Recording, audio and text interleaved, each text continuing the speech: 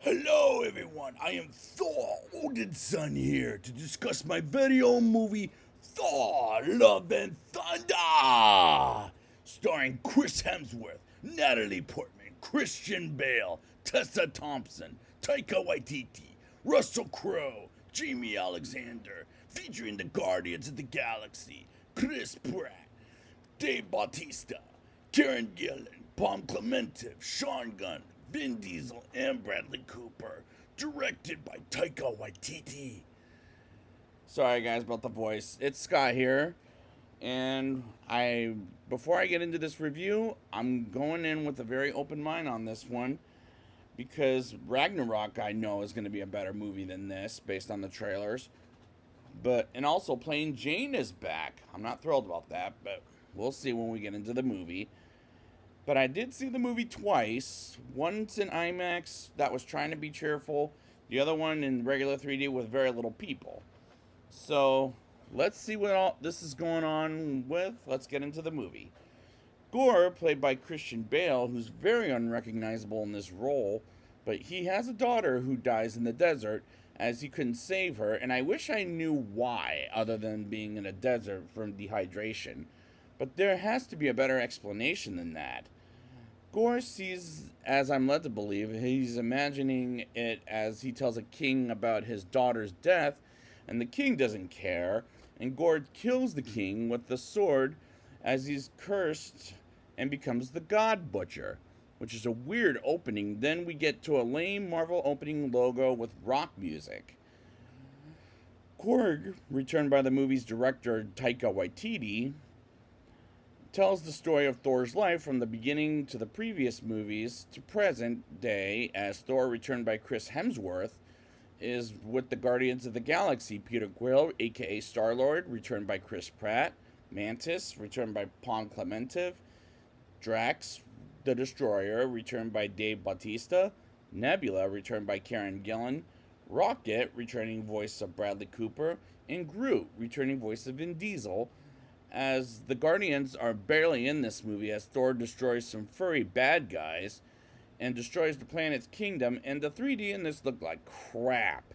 Like, really, as this is a post-conversion job, and the performances from all these actors are mediocre at best. And the Guardians are undeserved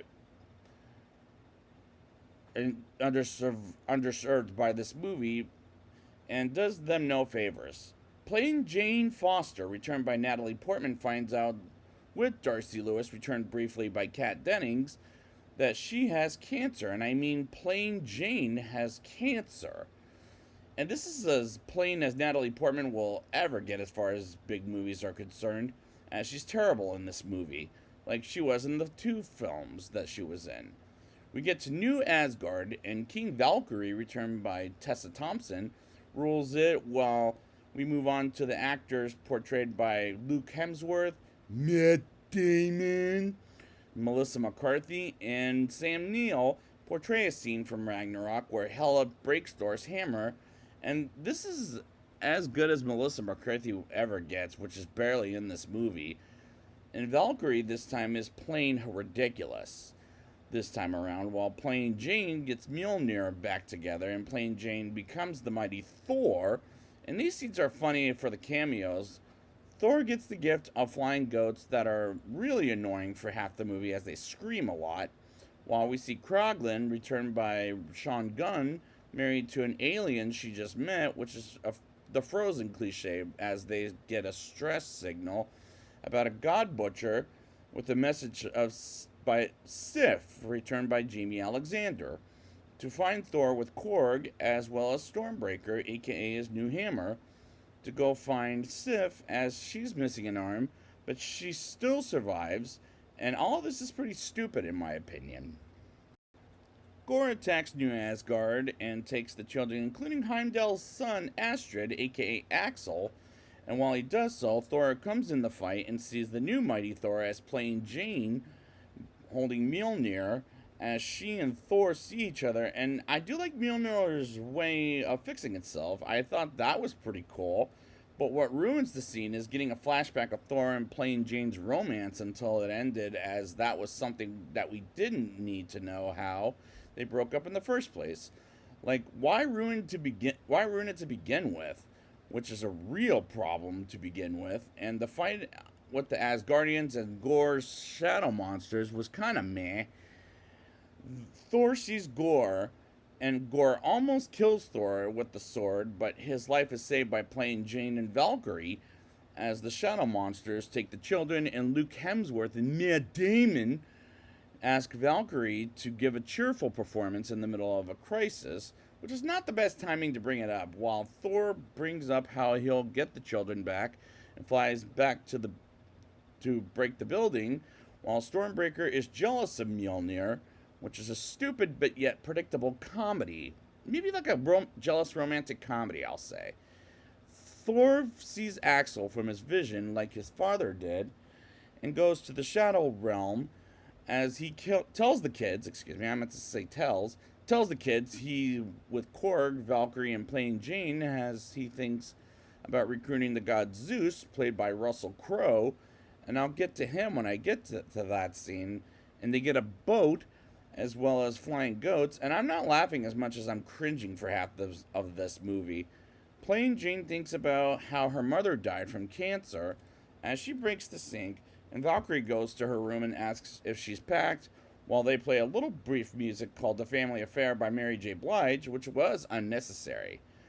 They get to Zeus's palace, and Plain Jane asks Thor about a catchphrase, which doesn't make much sense, I would say. Gore terrorizes the children while telling them about his daughter, which is good acting, as Gore is the best character in the movie, in my opinion. As his acting is great in this movie, Christian Bale's, I mean. But one scene I'll get to a little later, Thor, Korg, Valkyrie... Oh, no, that's not true.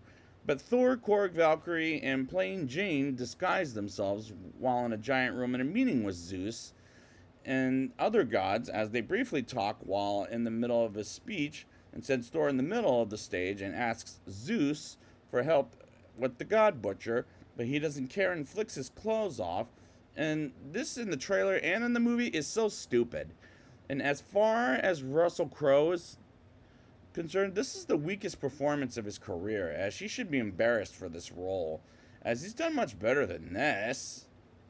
Thor asks Zeus for his thunderbolt, but doesn't give it to him and brings up Eternity, as Valkyrie is worried about Eternity and demands Thor to stay in the castle, and they fight against Zeus and his army as he throws the thunderbolt at Korg and almost gets Thor, but he throws it back at Zeus and pokes him in the chest, as Korg is just now a face. And he calls for the goats and steals the thunderbolt, which felt convenient, and the effects in this look good, but not the greatest the MCU has done. Thor and Plain Jane go outside to talk while going after the children, and Thor is back in love with Plain Jane while Plain Jane tells Thor she has cancer, and the way that that's portrayed is terrible. And I've seen better movies that deal with a situation like this more seriously than here, as it's about power and this love in this life, as in this life movie, as we'll find out later, in Mjolnir is making the cancer worse than ever, which makes me really upset because cancer is a very serious situation. As they arrive to the Shadow Realm, the movie turns black and white, which is a little unnerving, I'll give it that, which is something I can... Anyways. As Gore wants Stormbreaker while he traps Thor after Plain Jane tosses it out there, and she gets trapped, and Valkyrie tries to use the Thunderbolt, but traps her as well, Gore does. And Thor does eventually call Stormbreaker after he demands to call Stormbreaker, and they get set free, and they have a fight as Valkyrie was stabbed by the Thunderbolt from Gore, and they escape while Stormbreaker ends up in Gore's hands, while they go back to New Asgard, and Plain Jane goes back to the hospital, and that's when we learn Mjolnir is sucking the life out of Plain Jane, as this is a ridiculous plot. It's not the worst like Thor the Dark World, nor Eternals, and Thor doesn't have a choice but to kill Gore without Plain Jane, Valkyrie, and Korg, as he has to destroy his sword with assistance from the Thunderbolt. And why should I care? The problem is I don't really care too much. Gore opens Eternity with Stormbreaker while Thor lets the kids free. It gives them the power of Thor as well as some weapons and fights some shadow monsters, and Thor and Gore fight it off. And every time Thor is hit, Plain Jane feels it too. So she comes in to fight and doesn't care if cancer kills her at this point, as she comes into battle Gore and says a terrible one-liner like "eat my hammer," which is super tedious, as she beats up Gore and the kids get home while Stormbreaker stops opening Eternity, and Plain Jane throws Mjolnir at the sword and destroys it with her hammer, and Thor gets in Eternity to stop Gore as he chooses love because he knows now about his daughter, and her love as Thor agrees to look after Gore's daughter if he chooses the right thing, which I can't make sense of this, as Gore does eventually choose love for his daughter's sakes, and Thor again promises to look after his daughter, and he does while Plain Jane dies. The children of Asgard return to their new Asgard, and Thor takes care of Gore's daughter like his own, and doesn't name her, which doesn't make sense as they train for battle like he did when he was a younger kid. And credits roll to a mid-credit scene with Zeus sending his son Hercules to go after Thor, and I thought, oh brother. And after the credits is Plain Jane arriving at Valhalla as it is guarded by and welcomed by Heimdall, returned by Idris Elba, as Thor will return, and with Plain Jane dead, what more does Thor have in his adventure is something I'm honestly afraid of, and I don't really want to know anymore. Now it's time for the rating. I'll give this movie a 5.9 out of 10. This isn't as good as Ragnarok, nor the first Thor, but is much better than Thor the Dark World, but it has problems with a good performance by Christian Bale, but other than that, mediocre performances in my opinion. And Natalie Portman is still the weakest thing about the movie, as is Russell Crowe, like the first two Thor films, but for Natalie Portman's part. And Russell Crowe's the weakest thing in this movie, too. And the effects look good as well. There were times the movie went to the stupid route, as I wasn't laughing out loud like I was in Ragnarok. And I did say the effects look good, but if you end up seeing this movie, don't see this in 3D, as it feels like a post-conversion job. The movie is ridiculous, as it's mediocre at best, as it has a ridiculous plot, but not as bad as Thor the Dark World and Eternals. And I just don't care for Phase 4 like I cared for the previous phases, as unfortunately, Marvel is letting me down at this point, which is a real shame, and I'm a little nervous about the future of this world, even to next time. So I'll be back next time with Ms. Marvel, and until then, Avengers Assemble!